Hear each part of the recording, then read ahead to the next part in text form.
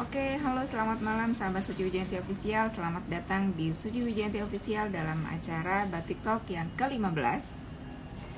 Dan pada malam hari ini tema kita adalah tantangan batik di era globalisasi.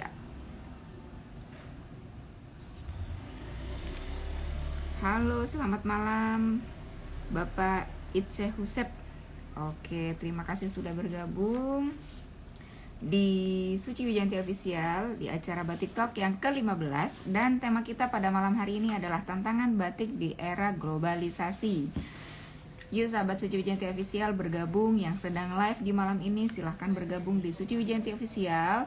Dan kita akan bersharing. Kita akan sharing dengan Ibu Sania Sari SE di Batik Talk yang ke-15 dengan tema tantangan batik di era globalisasi. Ibu Sania Sari SE, beliau dari APPBI, Asosiasi Pengusaha Pengrajin Batik Indonesia. Juga beliau adalah seorang founder dari Batik Hasan Bandung.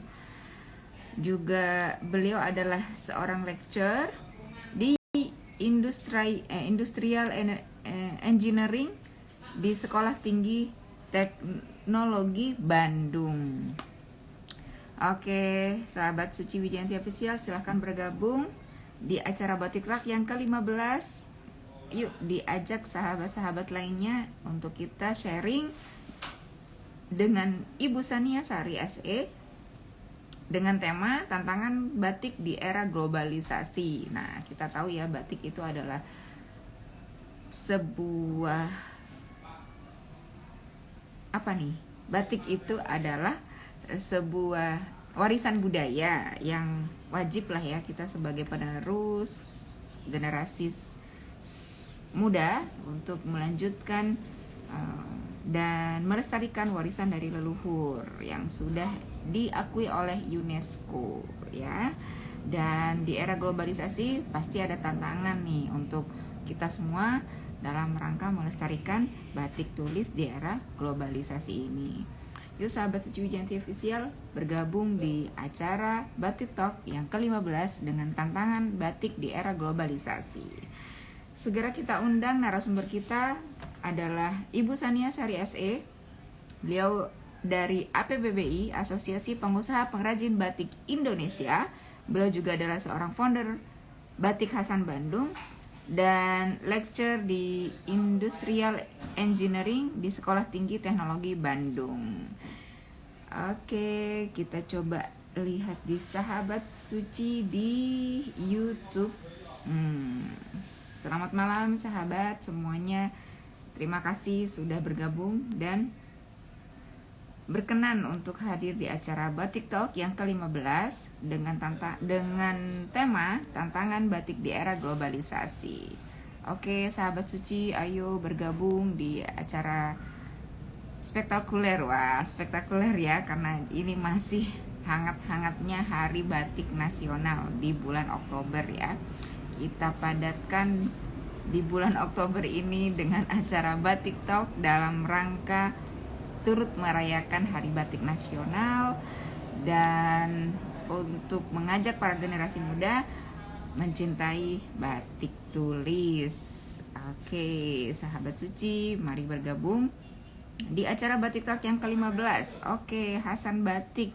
Halo, selamat malam Ibu Sania Sari. Selamat malam, mohon ditunggu. Segera kami invite Ibu untuk bergabung di acara kita Batik Talk yang ke-15. Mohon ditunggu, kita sedang menunggu sahabat-sahabat Suci Wijayanti Official untuk bergabung, dan sahabat Suci yang dari YouTube juga untuk bergabung mendengarkan dan menyimak sharing dari Ibu Sania Sari SE. Ibu Sania Sari SE adalah beliau dari APPBI, Asosiasi Pengusaha Pengrajin dan Pengusaha Batik Indonesia. Beliau juga adalah seorang founder Batik Hasan Bandung. Beliau juga adalah seorang dosen ya di Industrial Engineering di Sekolah Tinggi Teknologi Bandung. Nah, tema kita pada malam hari ini adalah batik tema kita pada malam hari ini adalah tantangan batik di era globalisasi. Halo Mas Ilham, terima kasih sudah aktif di kegiatan kita Batik Talk. Terima kasih sekali. Yuk diajak sahabat lainnya untuk bergabung di Suci Wijayanti Official di acara Batik Talk, dan saat ini Batik Talk yang ke-15. Oke, kita segera ajak Ibu Sania Sari karena sudah bergabung ya. Kita ajak Ibu Sania Sari dari Hasan Batik Bandung. Nah, kita akan banyak mendengarkan ya, sharing dengan seorang founder Batik Hasan di Bandung. Selamat malam, Ibu Sania. Halo, selamat malam. Halo, Mbak Suci. Iya, terima kasih banyak sudah berkenan menyediakan waktu untuk sharing dengan sahabat Suci Wijayanti Official di acara Batik Talk yang ke-15 dengan tema tantangan batik di era globalisasi. Apa kabar nih, Bu Sania? Alhamdulillah, baik Mbak. Gimana kabarnya? Baik juga, baik juga. Terima kasih. Nah, sahabat Suci, Ibu Sania ini dari Asosiasi Pengusaha Pengrajin Batik Indonesia atau APPBI.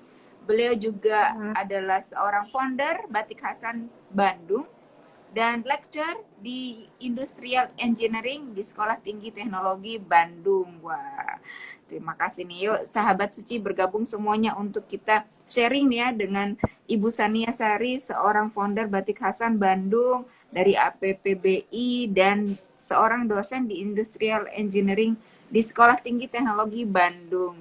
Kemarin kita juga narasumbernya dari Bandung. Nah, dari Kumala Butik ya, Iya, iya. bersama Ibu Alfa. Oke, sahabat Suci, terima kasih ya kepada Mas Ilham sudah bergabung dan aktif di acara Batik Talk di Suci Wijayanti Official. Mbak Vita, halo, selamat malam. Mbak Fauzia underscore Usi, selamat malam juga. Terima kasih sudah aktif di Suci Wijayanti Official di acara Batik Talk. Oke, Batik underscore Mahkota, halo. Terima kasih sudah bergabung di acara kita pada malam hari ini. Tema kita adalah tantangan batik di era globalisasi ini. Ini adalah tantangan ya untuk kepada founder-founder, pengusaha batik, kepada pengrajin, pelaku usaha di industri kreatif di era globalisasi ya. Oke, Mbak Sania, saya panggil Mbak boleh ya? Boleh. Panggil Mia aja Boleh. juga nggak apa-apa. Mia Oh, biasanya. panggil Mbak Nia aja. Oke, Mbak Nia. Jangan, Ibu dosen. Nanti saya nggak dapat nilai Ah, A. Oke. Waalaikumsalam Mbak Fauzia. Oke, silahkan menyimak iya. ya di acara Batik Talk kita yang ke-15. Dan tema kita pada malam hari ini adalah tantangan batik di era globalisasi bersama Ibu Nia, Mbak Nia, panggilnya Mbak Nia. Oke, yuk Mbak Nia, saya mau nanya nih. Mbak Nia dari APPBI. Di sini juga founder Batik Hasan Bandung. Boleh ceritakan sedikit tentang Batik Hasan Bandung? Gimana nih Mbak tentang Batik Hasan? Hmm. Pertama kali Jadi didirikan kalau ya. apa Hasan Batik Bandung ini itu adalah pionir batik di Bandung. Kita berdiri sebenarnya udah dari tahun 78. Foundernya Oke. itu adalah almarhumah ayah saya, Bapak Hasanuddin. Jadi Oke. beliau aslinya orang Pekalongan, namun beliau adalah dosen di FSRD ITB. Jadi beliau hijrah ke Bandung, selain mengajar juga mem, apa namanya berkarya lewat batik gitu. Dan Oke. karya-karya batiknya itu berbeda dengan batik yang ada di Pekalongan. Walaupun akarnya dari Pekalongan, namun karya-karya beliau mungkin teman-teman bisa lihat di Instagram Hasan Batik itu banyak memainkan efek warna, efek komposisi sehingga karya batik yang dihasilkannya berbeda. Nah, tahun 78 itu beliau membuat batik, konsumennya itu dulu juga banyak ekspatriat atau bahkan istri-istri dosen ITB yang belajar batik ke Pak Hasan. Namun kita juga mengalami naik turun ya usaha Ya. batik, krisis moneter tahun 98 kita juga yang dulunya banyak konsumen batik dari Jepang gitu ya, kita kehilangan konsumen batik itu dan kita mulai beralih ke local market.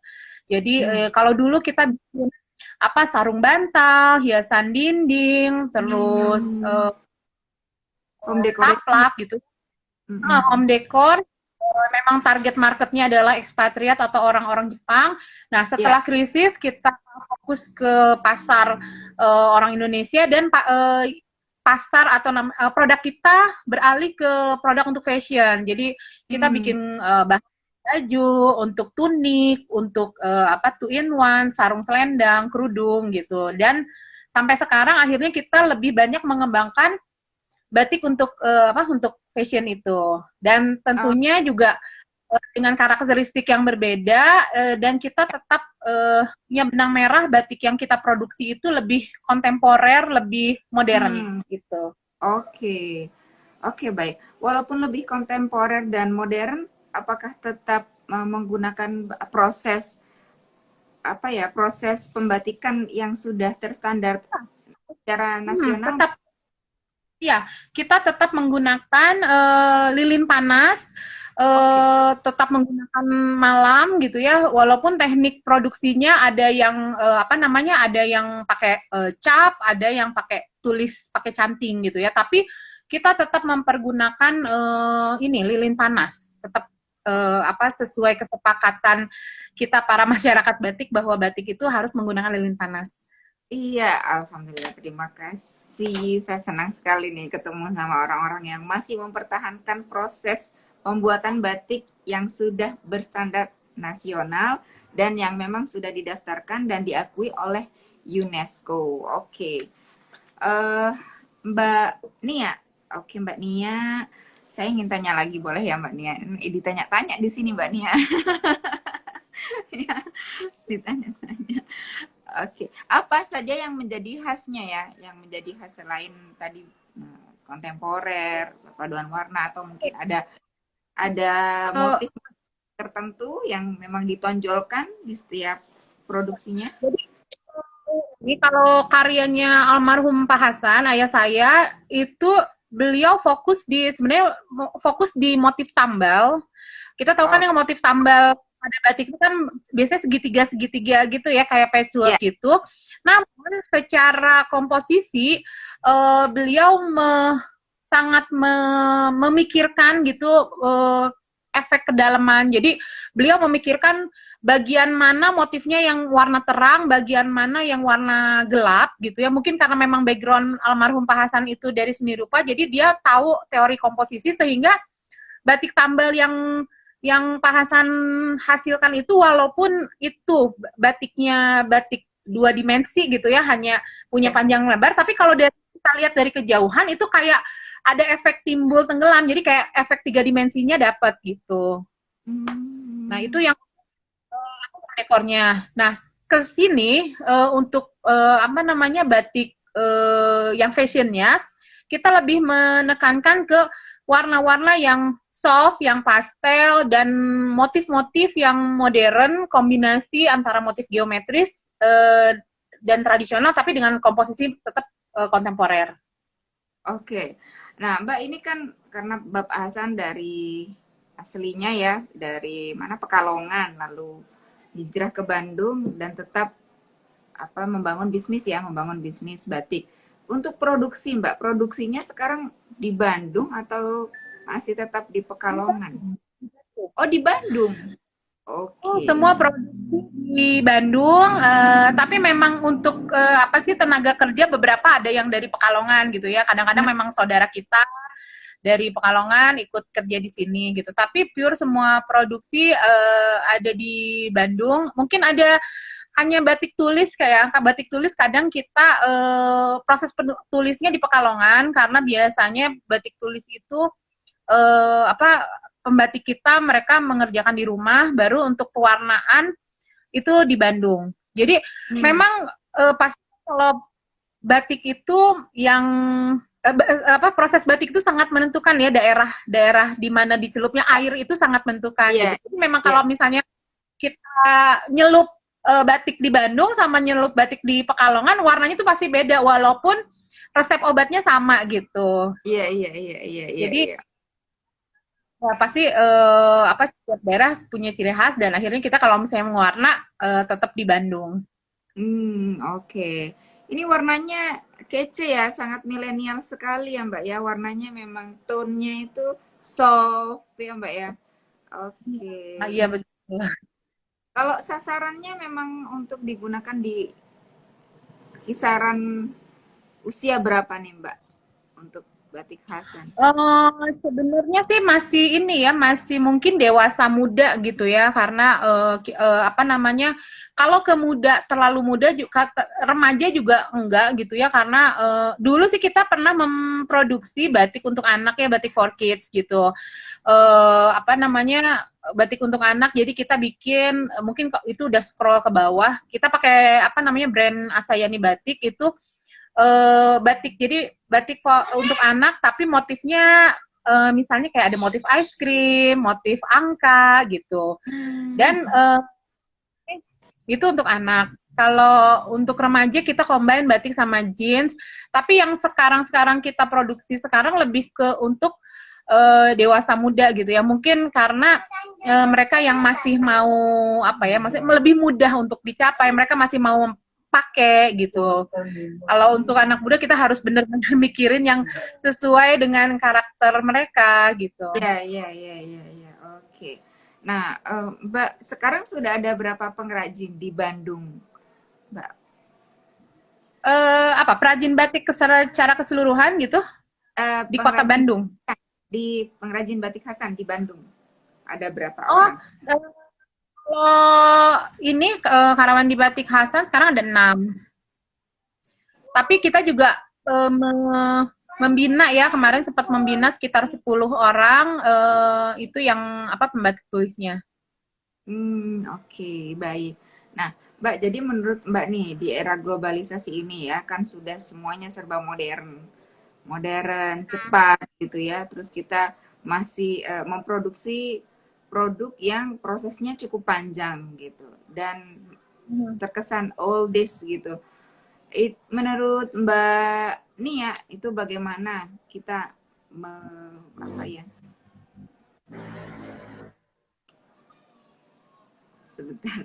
Bagaimana kita menyaingi ya atau eh, menghadapi era globalisasi ini dengan produk yang terkesan old gitu. Bagaimana, Mbak? Kalau menurut saya memang apa ya, eh batik itu pasti akan ada akan ada penyukanya atau punya fans tersendiri gitu ya. Jadi eh eh, orang yang sudah cinta batik dia pasti akan apa sih mau membeli batik lagi gitu. Nah, mungkin sebenarnya yang jadi problem adalah ketika pasca pandemi ini orang yang biasanya dia udah cinta batik, dia mudah membeli batik yang baru, terus mendapatkan batik karena dia bisa melihat dengan tangannya, merasakan, meraba, warnanya, melihat dari dekat.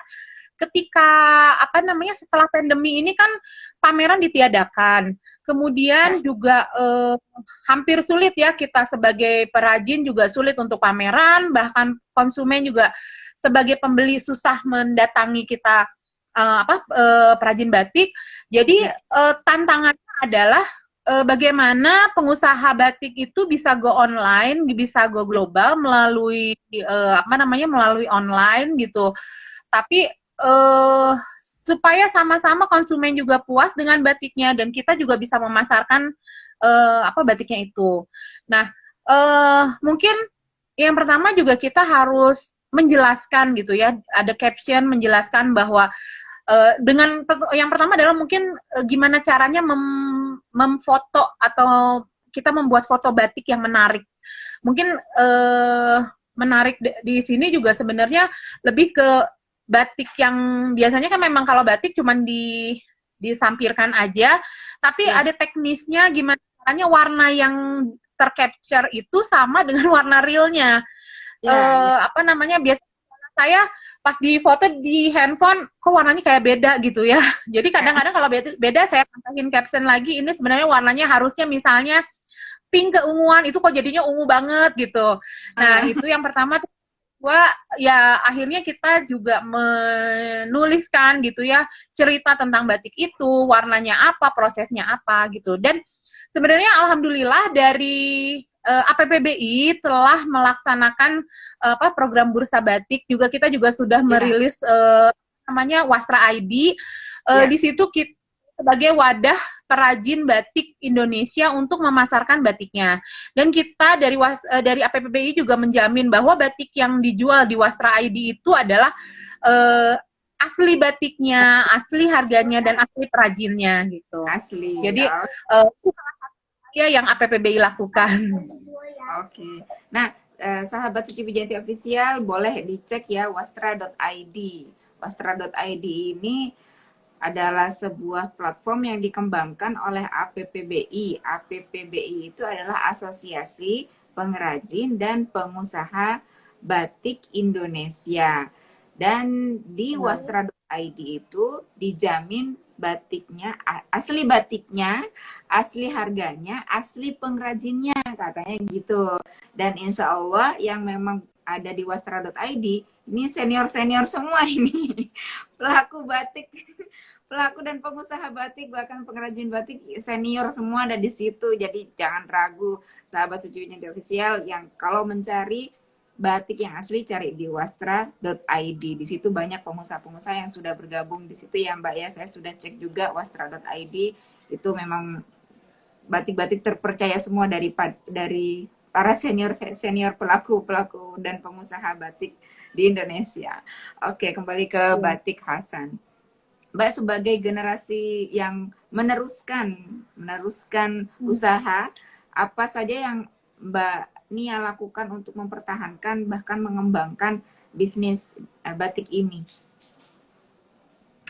Yang pertama mungkin juga kita harus mengikuti dengan tren yang ada gitu ya. Jadi kayak waktu itu ketika saya mulai masuk ke usaha batik ini, kemudian kan pasarnya yang tadinya pasar orang Jepang yang suka ke home decor, sekarang udah enggak kan gitu. Waktu dulu udah enggak ada. Jadi akhirnya kita memang yang laku kayak untuk baju, untuk hijab gitu ya. Maksudnya orang Indonesia mereka lebih seneng loh beli kerudung 5 dibandingin beli taplak 5 gitu. Nah, jadi kan kita lebih nyetok kerudung nih yang untuk kerudung batik terutama untuk dijual. Nah, tapi sekarang juga kan tren udah berubah ya. Sekarang orang-orang keluarga muda udah suka mendekor rumahnya. Jadi saya juga sekarang produksi lagi nih home decor kayak runner tapi simple ya, ada batiknya tapi simple. Mungkin bisa dilihat nanti di Instagram Hasan Batik, ada runner batik kita yang batik tambal tapi lebih simple gitu. Nyesuaiin juga gitu. Kalau dulu karya yang papa bikin tuh kan warnanya warna-warni banget, tapi kalau misalnya kita bikin kayak gitu lagi takutnya ongkosnya jadi mahal.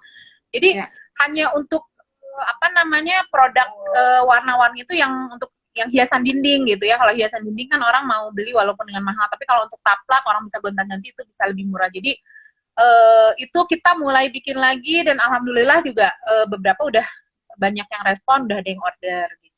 Jadi intinya sih kita harus ngikutin tren gitu ya. Jadi kayak sekarang orang mulai beralih ke warna alam, kita juga mulai bikin warna alam gitu.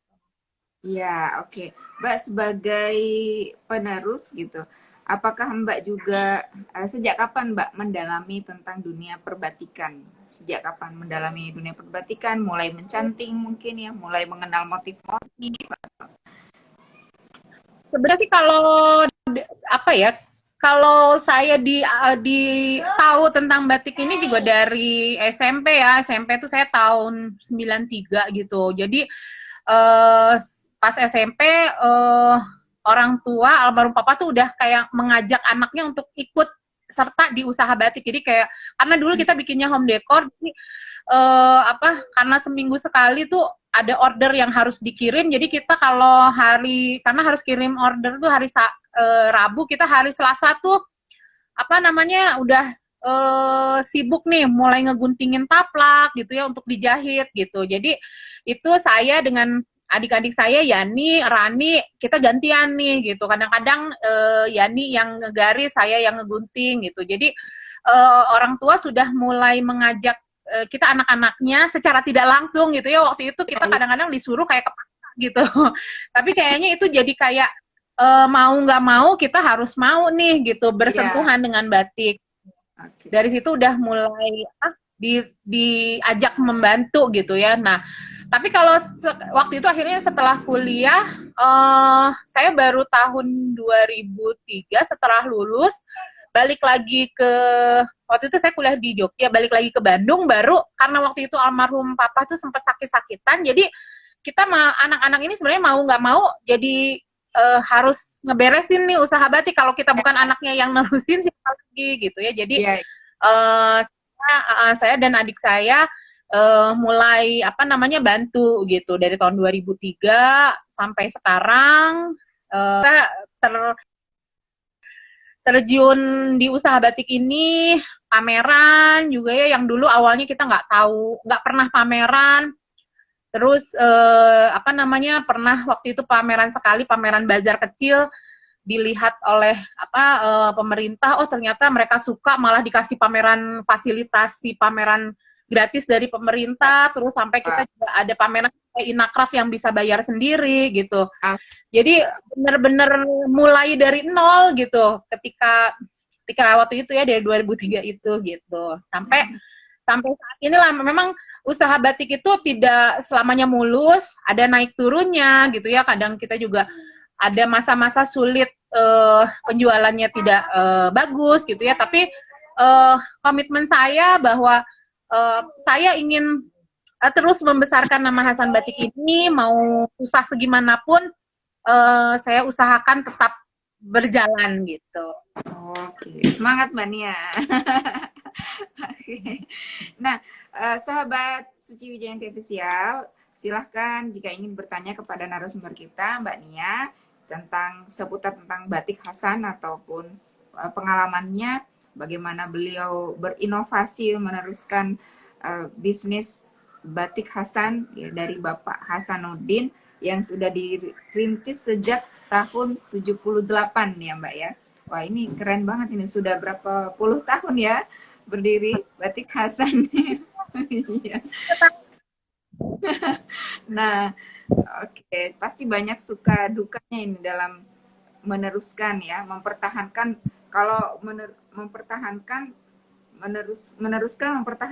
dan mengembangkan, ini pasti di dunia, dalam mengembangkannya itu perlu benar-benar inovasi, strategi, kreativitas gitu ya. Nah, untuk strategi Mbak untuk mengembangkan batik Hasan sendiri, apakah Mbak melakukannya sendiri atau mengajak adik-adik untuk memikirkan bagaimana nih strateginya untuk mengembangkan batik Hasan gitu, terutama di produknya? Iya.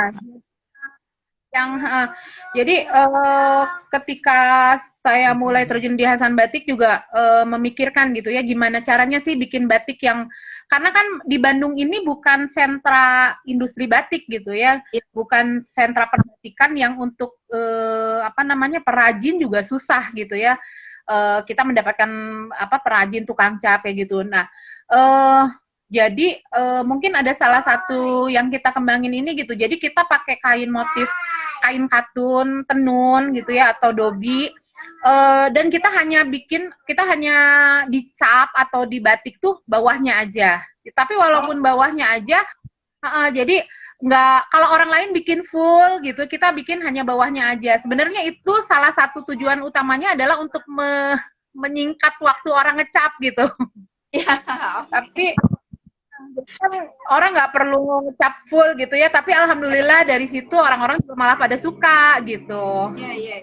Jadi kalau dobi itu si tekstur dobi tenunnya masih dapet gitu ya, batik yang dimotifirnya dapet juga.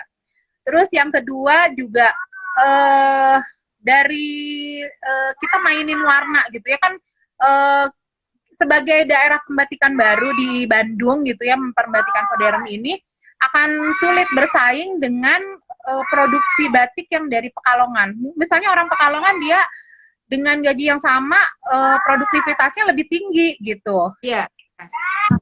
Jadi sehari mungkin dia bisa apa namanya ngecap 10 lembar kain atau 20 lembar kain, sedangkan karyawan kami kayaknya apa namanya lebih lama gitu. Jadi akhirnya kita explore tuh lebih ke produk yang custom atau produk yang eksklusif gitu. Jadi kita nggak bikin dalam jumlah banyak, tapi kita bikin apa jumlah yang sedikit dan akhirnya tersegmentasi target segmen pasar kita tuh lebih ke menengah atas gitu. Dan kita juga main di warna-warna yang orang lain yang nggak standar gitu ya. Misalnya orang bikin merah putih aja atau pink atau standarnya misalnya kalau warna-warna batik tuh ada biru 4B atau kita selalu ambil birunya tuh dicampur, biru campur abu sedikit, pink campur coklat atau apa. Jadi warna-warnanya itu berbeda dengan yang orang lain produksi gitu. Iya, jadi inovasi warna juga menjadi salah satu strategi ya, Mbak ya, untuk menampilkan Hasan batik yang berbeda dari yang lainnya gitu. Oke, yuk sahabat suci yang ingin bertanya kepada narasumber kita, kepada Mbak Nia tentang tantangan batik di era globalisasi. Beliau adalah penerus dari batik Hasan yang dirintis oleh Bapak Hasanuddin, Bapak beliau, bapaknya Mbak Nia yang dirintis di tahun 78. Oke, Mbak Nia, silakan ya kepada sahabat suci yang ingin bertanya. Bagi pertanyaan yang dipilih oleh Mbak Nia, oleh narasumber kita, insya Allah mudah-mudahan akan mendapatkan bingkisan dari Suci Wiyanti Official ataupun dari Batik Sakera. Insya Allah mudah-mudahan diberi rezeki yang melimpah dan keberkahan ya, Mbak Nia. Oke, Mbak Nia, tantangan Hasan batik sesuai dengan tema kita ya, tantangan batik di era globalisasi. Menurut Mbak Nia, apa saja nih tantangan yang dihadapi oleh batik Hasan untuk product development, strategi, atau pemasaran gitu, Mbak? Ya tantangan terbesar sih ini ya masuk ke online apa ya atau ke digital marketing ini gitu ya yang mungkin untuk seumur saya agak repot juga ya, kita harus foto-foto, kita upload, kita kasih caption yang bagus gitu. Jadi terus terang setelah pandemi ini, pasca pandemi ini saya benar-benar belajar lagi dari awal, dari nol, gimana caranya posting di Instagram, gimana caranya kita apa namanya ya harus ini gitu ya, harus update dan bisa menyesuaikan gitu dengan pasar yang sekarang. Itu yang pertama. Terus yang kedua juga semakin lama sekarang kan apa ya, pasar atau pemain atau produsen batik juga kan makin banyak, artinya pesaing kita gitu ya juga makin besar pilihan orang untuk membeli batik kan. Kalau misalnya dulu hanya batik biasa untuk berapa batik aja, sekarang makin banyak, dan itu juga jadi tantangan kita untuk selalu bisa apa namanya menghasilkan batik yang bagus gitu ya. Terus gimana caranya kita juga maintenance konsumen kita supaya mereka tetap setia atau loyal sama kita gitu. Mungkin itu beberapa tantangan. Nah, gitu ya. Jadi kita harus tetap selalu upgrade knowledge ya, Mbak ya, untuk mengikuti perkembangan zaman ini ya, biar tidak ketinggalan zaman. Oke, begitu. Nih, sahabat suci, yuk segera bertanya ya kepada kita. Ya.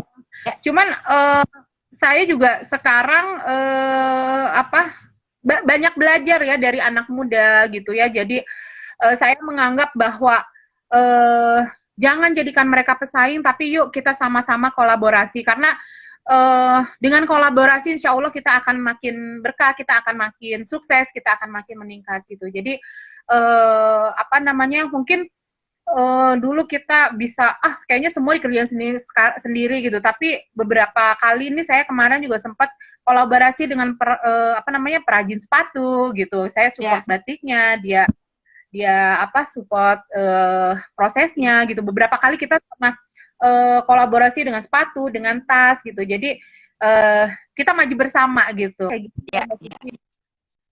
Ya. Ya, benar. Di era ini adalah era kolaborasi, benar sekali ya, era kolaborasi. Nah, Mbak Nia, menurut Mbak Nia nih, ya, selama mengikuti perkembangan di Hasan Batik, mulai dari dirintis oleh almarhum Bapak Hasanuddin sampai saat ini, bagaimana menurut Mbak Nia perkembangan batik di zaman di era globalisasi ini? Dan bagaimana menurut Mbak Nia batik di masa depan, di 5 tahun, 10 tahun ke depan, bagaimana menurut Mbak Nia? Mungkin ya seperti tadi sih sempat saya bilang ya tantangannya di globalisasi sekarang adalah ya gimana caranya kita mampu uh, menyampaikan pesan batik kita secara digital gitu ya. Jadi gimana caranya kita bisa dengan baik memberikan apa namanya caption atau keterangan di setiap foto produk kita. Mungkin kalau misalnya waktu dulu zaman online masih apa offline kita masih bisa pameran kita bisa sambil cerita. Nah sekarang tuh ceritanya ya lewat apa ya lewat deskripsi di caption gitu dan apa namanya mungkin dari situ kita bisa menjangkau lebih banyak lagi ya gitu. Kalau dulu misalnya pameran mungkin hanya orang Indonesia aja, sekarang bisa menjangkau dunia lewat Instagram atau lewat sosmed. Nah, namun cuman memang pasti ada pasar yang bergeser ya. Kalau misalnya dulu kan tidak semua orang juga kan punya Instagram gitu ya. Ya, Tapi ya menurut saya tantangan kita pokoknya pasar apapun kita. oke, sahabat suci kita tunggu ya, sabar dari Mbak Nia yang loading. Oke, silakan Mbak Nia. Ya, itu mungkin itu terakhir tadi ya supaya kita tetap berkembang ya harus menyesuaikan gitu dengan keadaan zaman sekarang yang sekarang go digital gitu. Ya, oke. Sekarang di era yang digital ini, menurut Mbak Nia, batik di era digital ini sekarang seperti apa? Apakah responnya sudah cukup happening untuk anak-anak milenial? Atau bagaimana gambarannya untuk di zaman yang sekarang ini? Dan menurut Mbak Nia, oh, gambaran batik ke depannya itu respon dari masyarakat itu bagaimana di era globalisasi ini, Mbak Nia? Ya harus ini juga ya, apa namanya, menurut saya juga pasar yang paling potensial tuh sebenarnya juga memang apa ya, memang pecinta pecinta batik yang sebelumnya udah ada gitu ya. Jadi mungkin tinggal sekarang caranya itu adalah menjangkau mereka lewat apa lewat online ini gitu. Online itu ya. Karena Oke. memang tantangan juga gitu ya ketika kita karena anak muda itu juga mungkin mereka belanja online tapi udah mulai banyak pasar eh, yang memproduksi batik dengan apa ya namanya tekstil bermotif batik gitu ya yang jauh lebih murah itu juga kalau kita lihat di apa namanya di marketplace itu sangat sangat apa ya berseliweran dan sangat sulit kita untuk menjaga atau mengatasinya gitu ya. Ya, oke. Siap. Nah, Mbak Nia, untuk Hasan Batik itu sendiri, bagaimana bisa mengambil alih lagi pasar yang sudah hilang ya, yang tadinya pasar dari Jepang gitu, itu bagaimana? Apakah ada langkah-langkah atau strategi tertentu untuk mengambil lagi pasar dari Jepang tersebut yang memang menyukai home decor dari Hasan Batik? Uh, ya, memang agak sulit sih ya Mbak Suci. Jadi, tapi kita juga pernah waktu itu beberapa kali ikut pameran ke Jepang, ke Shizuoka gitu. Tapi memang lumayan berat gitu ya untuk kita mencari pasar lagi dan memang akhirnya harus sejak dari awal gitu. Hmm. Dan kita juga apa akhirnya menyesuaikan gitu, karena ketika kita sekarang produksi produk yang sama dengan yang waktu itu belum tentu orang yang sekarang tuh suka gitu. Jadi Iya. tapi kita juga menyesuaikan, kayak kita sekarang juga produksi, kalau misalnya kita pameran ke luar itu orang lebih suka cari apa ya, shawl atau scarf batik gitu yang Iya. untuk dipakai gitu ya. Jadi memang Hmm, intinya sih kita harus selalu ngikutin tren yang ada gitu ya. Kita harus baca baca tren gitu. oke. Siap. Nah, oke, yuk sahabat Suci Wijanti Official yang ingin bertanya kepada Mbak Nia, narasumber kita pada malam hari ini adalah founder dari Hasan Batik Bandung ya, penerus dari almarhum Bapak Hasanuddin, dan Hasan Batik ini sudah didirikan sejak tahun 78. Oke. Ini hal yang paling sulit ini, mempertahankan dan mengembangkan itu ya, benar-benar butuh strategi ya. Ya, jadi seperti apa dulu almarhum mengerjakan dan seperti apa gayanya Mbak Nia sekarang mengembangkan dari Hasan Batik itu sendiri.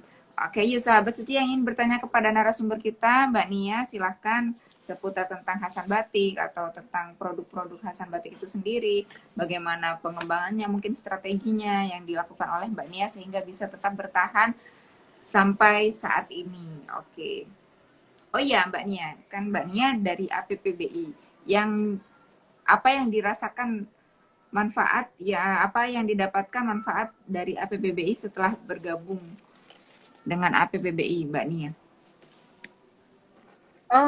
Terutama juga setelah bergabung dengan APPBI kita ya pengetahuan dan wawasan kita tentang batik itu semakin luas gitu ya. Jadi Ya, kita juga eh, kalau dulu mungkin saya eh, lebih melihat batik sebagai komoditas untuk ya, dijual yang simple atau yang bisa dijual. Sekarang lebih dari itu gitu ya. Jadi batik tidak hanya komoditas saja, tapi ketika kita menghasilkan karya batik itu juga ada nilai-nilai atau makna filosofis yang terkandung atau yang bisa kita uh, simpan, titipkan di batik itu sendiri gitu. Jadi uh, mungkin sekarang membatik lebih dengan hati gitu ya. Itu yang karena banyak yang apa ya maksudnya pengusaha batik senior senior saya yang banyak seperti Pak Afif, Pak Komar, Mas Dudung itu menginspirasi saya untuk menghasilkan batik lebih bagus lagi gitu. wow, keren. Biasanya untuk menciptakan sebuah motif, bagaimana mendapatkan inspirasinya Mbak? Idenya itu bagaimana mendapatkan sebuah inspirasi motif untuk diciptakan sebagai Oh, produk baru? kadang juga dari request konsumen, kadang dari apa ya icon. Kebetulan saya tinggal di Bandung, banyak icon yang bisa diangkat ya, bisa dari icon kota Bandung sendiri kayak burung campurileng, bunga patra komala, atau angklung, terus Hmm, juga combine gitu ya, motif-motif yang ada, atau kadang kita juga pas lagi suka sama motif garis kita combine gitu ya, mainin di komposisi warna gitu. Jadi banyak banget sih, kadang-kadang juga dari kita jalan-jalan, dari kita apa ya makin banyak bergaul dengan komunitas batik, komunitas seniman, komunitas fashion, kita juga makin punya apa ya ide banyak banget untuk ya, melahirkan batik-batik yang bagus.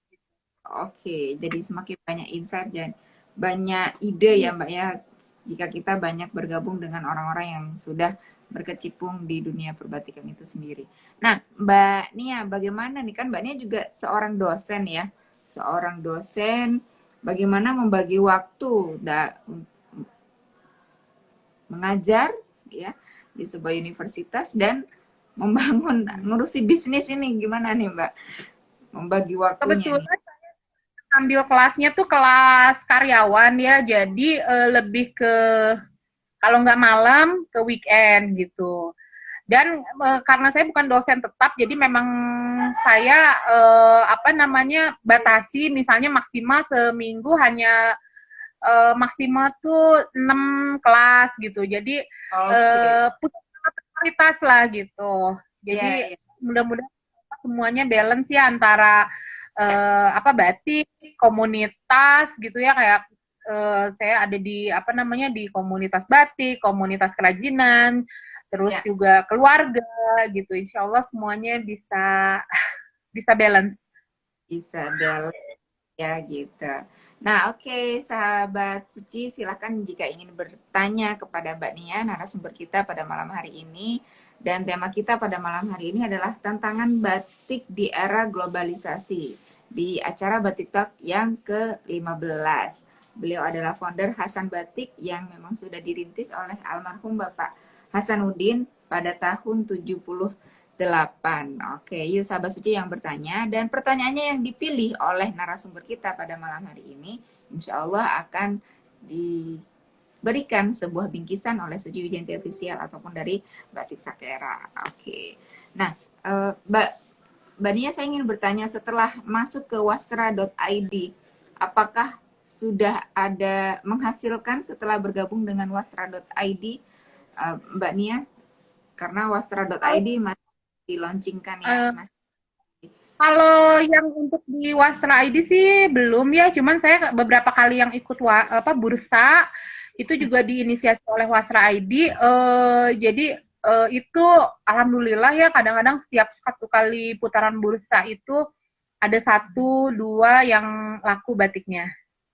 Oke. Nah, di sini sahabat Suci Wijayanti Official yang adalah seorang pengrajin ataupun pengusaha batik, mungkin bisa juga bergabung dengan APPBI ya Mbak ya, untuk bisa bergabung dengan komunitas pengrajin dan pengusaha batik, bisa bergabung dengan bursa batik ya, untuk mempromosikan. Nah, salah satu wadah yang diinisiasi oleh APPBI untuk mempromosikan atau menjual produk-produk anggota APPBI itu sendiri. Yo, di sini bagi sahabat yang sebagai seorang pengrajin ataupun pengusaha batik, jika ingin bergabung dengan APPBI, silahkan bergabung. Dari mana nih Mbak untuk dapat informasinya untuk bergabung ke APPBI? Instagram APPBI, Asosiasi Perajin Batik Indonesia, APPBI Official. Nanti di situ bisa ya.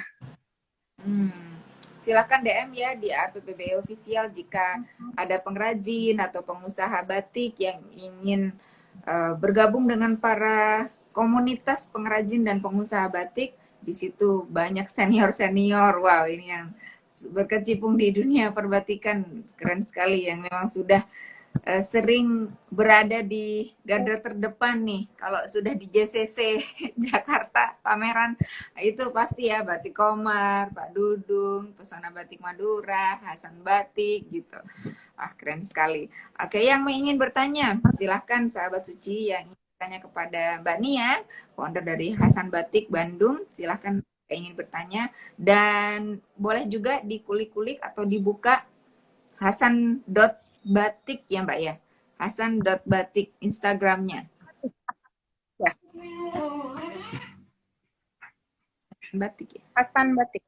Hasan Batik. Oh oke, Hasan Batik, nggak ada dotnya ya, langsung Hasan Batik. Silahkan dikulik-kulik, dibuka-buka Instagramnya Hasan Batik.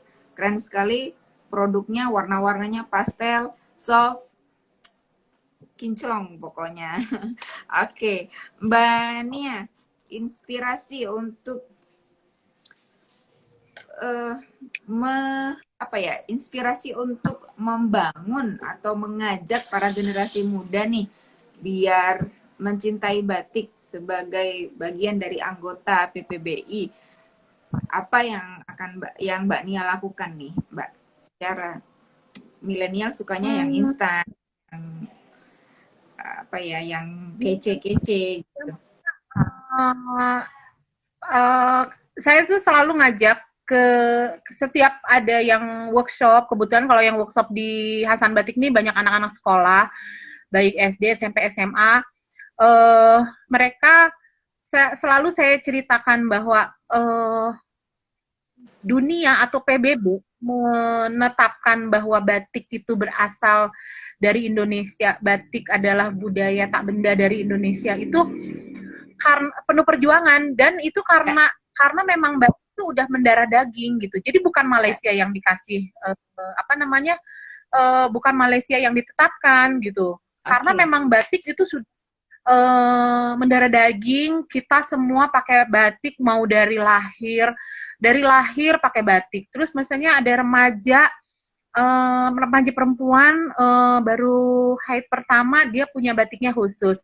Hmm, Uh, Lalu tunangan batiknya khusus, sampai menikah punya anak batiknya khusus, sampai meninggal pun batiknya tuh ada khusus dan sesuai maknanya. Nah, jadi begitu banyak atau begitu dalam makna batik yang tersirat gitu. Jadi ayo anak muda atau generasi muda itu eh, lestarikan batik Indonesia.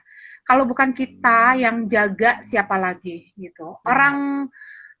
Ketika Hari Batik Nasional, banyak banget orang luar lah ya, mereka mengucapkan selamat Hari Batik, betapa bangganya gitu ya kita, Ya, banyak orang orang luar tuh sampai mengucapkan selamat Hari Batik gitu ya, mereka padahal bukan orang Indonesia, tapi mereka ya, kayak turut turut turut bangga ya. merayakannya gitu. Jadi yuk, Bang, apa namanya, generasi muda, ayo lestarikan batik Indonesia dengan cara bangga, dan ayo beli dan bangga menggunakan batik Indonesia gitu. Tuh, bangga dan beli batik Indonesia dan pakai juga ya Mbak ya, bukan hanya dibeli dan dipajang ya, dipakai. Nah, katanya perkumpulan komunitas berkain nih, jika ingin turut melestarikan budaya kita ya, ya terutama di batik, ya pakai batik setiap hari katanya. Sampai mau tidur aja mereka pakai batik, Mbak. Masya Allah, luar biasa sekali ini komunitas bangsa kain. Iya, mereka bahkan ada juga seorang iya, desainer ya yang mempunyai pelanggan gitu. Baju tidurnya pun itu pesen batik ke desainer, Mbak. Dari saking Oh, cintanya ke iya. iya, iya. Daster batik paling nyaman ya. Iya. Dan ini minta khusus didesainkan, Mbak. Desain desain khusus beliau untuk beliau Oh, ini. Iya, desain khusus. iya. Jadi bukan beli daster ya, bukan beli daster gitu, bukan beli daster batik, tapi diminta untuk didesainkan baju khusus untuk dia tidur dengan batik. Masya Allah, luar biasa ini. Oke.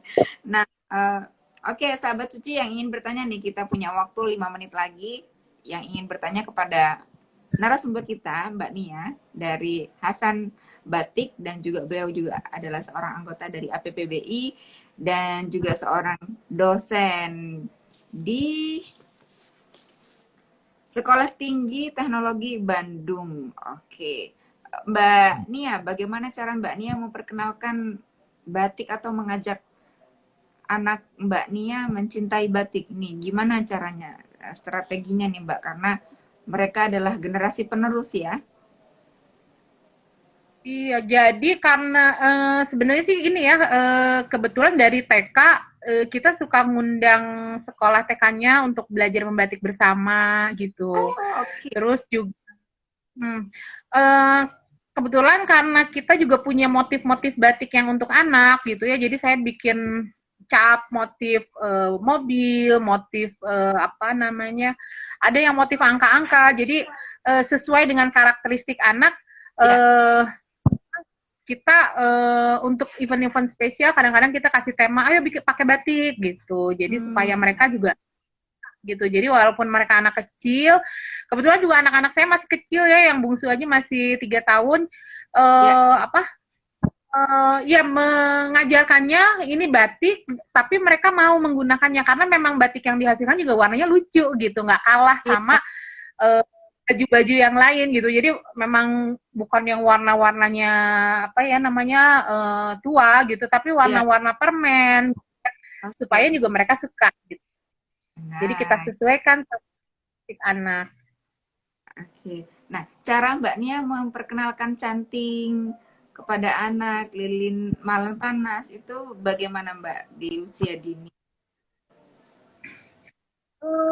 Rata-rata sih karena ini ya, karena waktu itu pernah kan sering banyak ini ya yang datang workshop gitu. Akhirnya mereka sendiri sekarang sih kadang minta gitu ya, ketika udah selesai ada orang lain workshop, mereka minta kain gitu. Walaupun masih itu ya batik cap gitu. Iya, Kadang iya. pertama-tanya juga masih puas gitu. Oke. Nah, gitu ya. Jadi kalau menurut dari Kibas, komunitas Kibas ini batik Jawa Timuran, beliau Mhm. untuk poin pertama memperkenalkan batik bukan pada generasi muda mahasiswa atau sekolah SMP SMA, bahkan mereka mentargetkan untuk mengajar batik itu kepada anak kecil.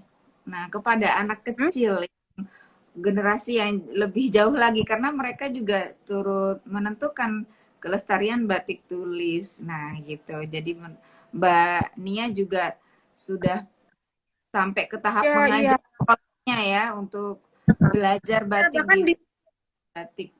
bulan Oktober ini kebetulan juga kalau di Bandung kan sudah mulai apa ya, orang sudah mulai pertemuan ya walaupun terbatas gitu. Jadi ini hampir setiap minggu nih sudah ada dari sekolah yang workshop, walaupun kadang masih ada yang apa namanya yang hanya gurunya aja, anak-anaknya nonton dari rumah gitu ya lewat Zoom. Ada beberapa yang anak-anaknya boleh datang ke sini gitu. Ini setiap Hmm, minggu udah.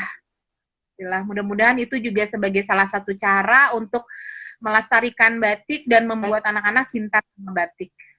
oke. Nah, Mbak Nia, ini terakhir nih, Mbak Nia, kita sudah di akhir waktu acara kita di Batik Talk yang ke-15. Saya ingin tanya nih, Mbak Nia, untuk mengikuti workshop di Hasan Batik di Bandung, apakah ada ketentuan tertentu seperti biaya mungkin yang harus penuhi untuk mengikuti workshop dan durasinya berapa lama? Dalam satu hari bisa menghasilkan apa, Mbak, untuk bisa mengikuti workshop Ya, di Hasan Batik? untuk workshop yang singkat, kita Ya, ada paket yang batik di atas kain. Ada dua macam, membatik di atas kain ukuran 50 kali 50 atau membatik di atas kain untuk shawl itu sekitar 30 cm kali ya. 120 cm itu nanti untuk shawl. Nah, itu dalam waktu 2 sampai 3 jam itu mereka udah bisa menghasilkan satu lembar kain batik yang bisa dibawa pulang. Jadi udah melalui proses pemalaman, pewarnaan dan pelorodan. Itu Oke. harga workshopnya 165.000. Dan kalau misalnya Oh, mereka bawa rombongan ada diskon tambahan. nah, gitu. Oke nih, sahabat Suci Wijanti Official yang berada di sekitaran Bandung, ingin belajar tentang batik, ingin tahu batik lebih banyak lagi, silahkan datang ke Hasan Batik di Bandung. Di mana nih, Mbak? Teman sahabat Suci bisa datang ke workshopnya Hasan Batik Di Jalan Cigadung Raya Timur nomor 136. Jadi di nanti jalan. silahkan di follow aja Instagram Hasan Batik @hasanbatik. Di situ ada di bio ada itu link alamat dan lain sebagainya. Nah, oke. Mbak Nia, terima kasih banyak waktunya. Sahabat Suci juga, terima kasih waktunya sudah berkenan mengikuti kegiatan Suci Wijanti Official di acara Batik Talk selama bulan Oktober ini. Dan Batik Talk kita pada malam hari ini adalah Batik Talk yang ke-15. Ditunggu waktu Batik Talk yang ke-16. Oke, bersama Mas Randy. Dan untuk sahabat Suci Wijayanti Official juga, kita akan ada acara kunjungan virtual batik ke Museum Batik Indonesia pada tanggal 29. Oke, pada tanggal 29 silahkan cek di bio Suci Wijayanti Official. Ada pendaftarannya juga di sana. Yuk silahkan daftar, ini gratis untuk mengetahui, menambah wawasan seputar batik yang sudah berstandar nasional dan yang memang didaftarkan secara resmi pada UNESCO. Batik yang seperti apa sih yang sudah diakui oleh UNESCO dan didaftarkan oleh Museum Batik Indonesia yang berstandar nasional. Ada batik SNI loh, sahabat Suci. Jadi batik itu ada yang SNI. Mudah-mudahan sahabat Suci juga memakai batik yang SNI yang sudah diakui dan yang sudah diakui oleh UNESCO dan didaftarkan oleh Museum Batik Indonesia. Dan acara virtual kunjungan ke Museum Batik Indonesia ini melalui Zoom, insya Allah kita akan hanya bisa menampung 300 peserta. Segera mendaftar, nambah wawasan tentang seputar batik ya, sahabat suci. Dan Mbak Nia, boleh nih Mbak Nia jika ingin bergabung, Mbak Nia ke kunjungan ke virtual Museum Batik Indonesia tanggal 29 Mbak Nia. Iya, Ya, Mbak Suci. Maksudnya. ya, oke. Kita juga mengajak APPBI untuk bergabung dan mengajak para anggota untuk belajar bersama Museum Batik Indonesia untuk menambah wawasan dan mengedukasi masyarakat tentang batik yang ber-SNI, gitu, yang berstandar nasional Indonesia. Terima kasih banyak Mbak Nia atas waktunya. Mohon ditunggu bingkisan dari Suci Iya, Wijaya atau dari Batik Sakti. Mudah-mudahan berkenan ya Mbak Nia. Dan kepada sahabat Suci juga terima kasih sudah berkenan menyimak materi yang dipaparkan oleh narasumber kita Mbak Nia dari Hasan Batik Bandung. Terima kasih banyak saya ucapkan. Wassalamualaikum warahmatullahi wabarakatuh. Selamat malam, selamat istirahat Mbak Nia. Selamat istirahat sahabat Suci. sehat. Assalamualaikum. Selalu ya semuanya, sehat selalu. Wassalamualaikum warahmatullahi wabarakatuh.